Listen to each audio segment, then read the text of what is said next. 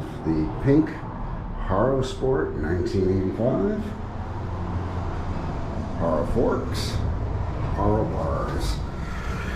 And then, trying to go as close to old school as possible, got the Tang headset sealed, Odyssey chain, old school Haro fork standers, sealed bottom bracket from Theory, Hornet flywheel, old school Amy grips from Redline by Kasten, old school Redline forklifter stem like I used back in the day.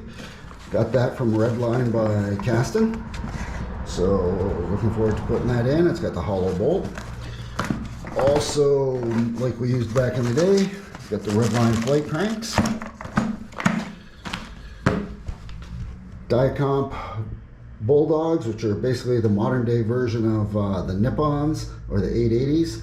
Those came from Pork Chop. The straight post from Pork Chop.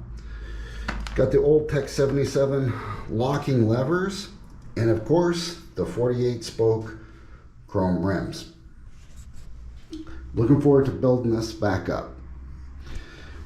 Without the old Super Lube, none of this would go together the way it should. And instead of going rotor, decided we were gonna bring things a little bit more modern by using the gyro for the threaded type headset.